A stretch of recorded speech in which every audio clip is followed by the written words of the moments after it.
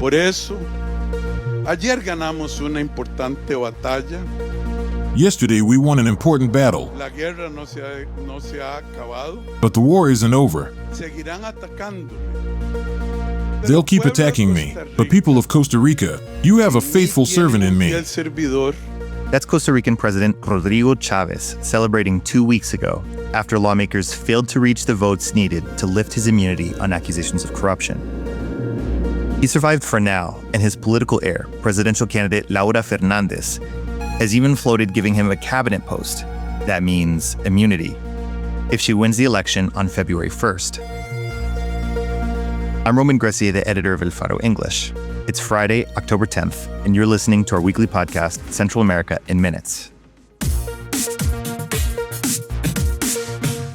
In Nicaragua, the house arrest of Daniel Ortega's brother relates more to El Salvador and Honduras than to Guatemala. In the case of Guatemala, globalism comes to die at CIPA, but in El Salvador, it's already dead. Central America in Minutes, an original podcast by El Faro English. We'll get back to Costa Rica at the end of today's show, but first we go to Guatemala, where a more than 2-year-old storm continues to rage. On Tuesday, the Public Prosecutor's Office raided the facilities of the Supreme Electoral Tribunal, or TSE, again. And on Wednesday, a TSE employee pleaded guilty to criminal charges. Remember, the TSE was the hotbed of an internationally sanctioned coup effort led by Attorney General Consuelo Porras in 2023 to overturn the election results, imprison President Bernardo Arévalo, and cancel his party, Semilla. This also included charges against magistrates and employees and the illegal seizure of ballot boxes. The tribunal may have refused to illegally overturn the election results, but they hardly had their hands clean.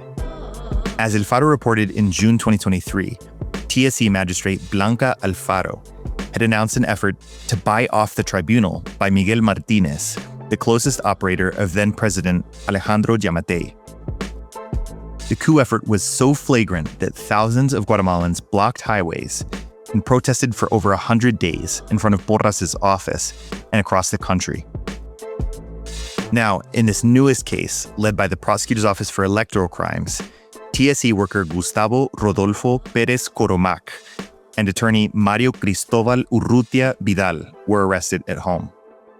The case has been sealed, but Pérez Coromac told the press outside the courtroom that he was arrested on charges of bribery, abuse of authority, and, quote, ideological falsehood, which means knowingly falsifying information on an official document.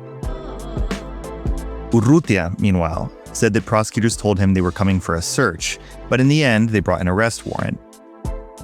He stated that he never worked at the tribunal and that he's a university professor who sometimes litigates.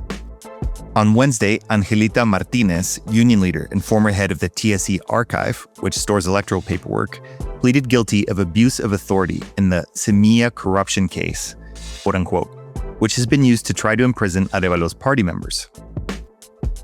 But what seems to be most revealing about this renewed onslaught is that it all happened just 2 days after former Semilla legislators announced that their new group, Raíces, or Roots, is advancing toward legal incorporation as a political party.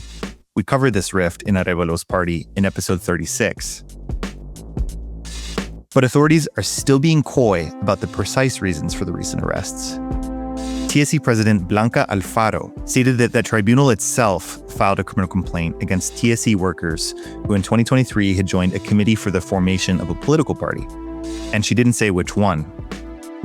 But El Faro described the raids as an unexpected attack. She said the prosecutors could have just requested the files and they would have turned them over. This is her talking to the press. If there are shortcomings, help us fix them, but don't discredit us by criminalizing more members. This is all unfolding just 5 months before the February election of new electoral magistrates and alternates to a 6-year term. The institution is autonomous and is responsible for organizing general elections, which will be held in June and August 2027. Alfaro says she fears that this criminalization will affect the next election of magistrates. In addition to the failed attempt to overturn the 2023 elections, 4 of the 5 incumbent magistrates stand accused of embezzlement for the purchase of software for the transmission of election results. Constitutional lawyer Edgar Ortiz said in the podcast Tangente that the 4 had to go into preventative exile to avoid losing their jobs, but when they returned, a judge informed them that because they were involved in the proceedings, they had to be suspended from their posts. Quote, "This is something that has never been seen before in history," Ortiz said. The only incumbent magistrate left standing is Blanca Alfaro, and she's basically working alone because the alternates have day jobs as practicing attorneys. The TSE may be in crisis, but it's not the only cloud on the horizon. Digital outlet Plaza Pública notes that next year, the most important institutions will be up for grabs. In February, the TSE and Constitutional Court. Between April and May, the next Attorney General. And in October 2026, the presidency of the Supreme Court of Justice, to name only a few. Quote, "In under 1 year, Guatemala will undergo a series of elections that haven't been seen since the return to democracy," Plaza Pública reports. That was 40 years ago, in 1985. Almost forever ago, in a country where the median age is 23. Hey, before our last segment, I want to invite you to join our crowdfunding community.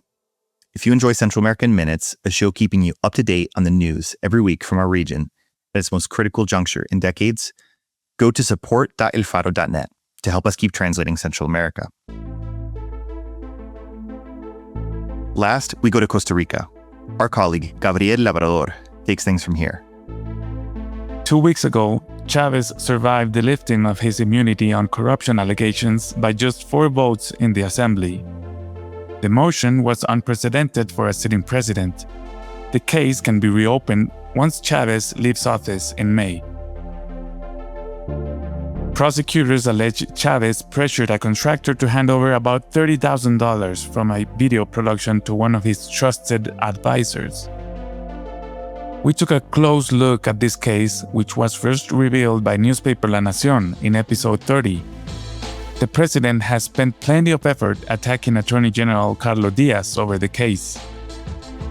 Confrontation is part of the Chaves brand. The Supreme Court condemned his government for harassment of the parent company of La Nación, repeated verbal attacks against the press, and curbing freedom of information. This week, prosecutors accused Chaves of trying to influence an investigation involving the founder of CR Hoy, a media outlet critical of his administration.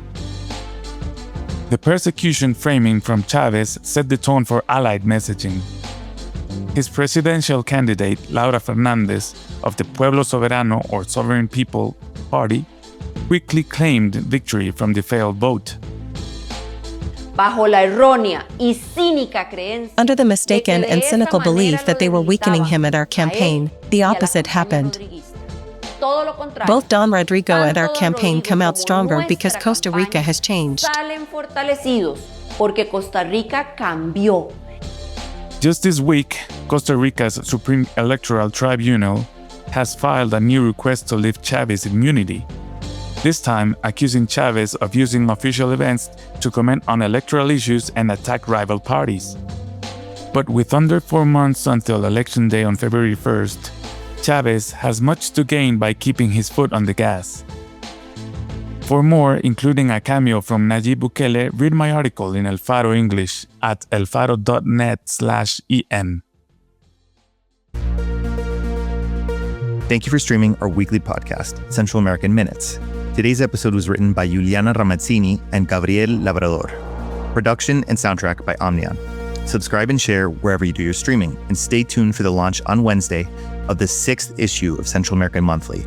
Hear their voices, torture, death, and starvation in Bukele's prisons. We'll see you then. Hasta pronto.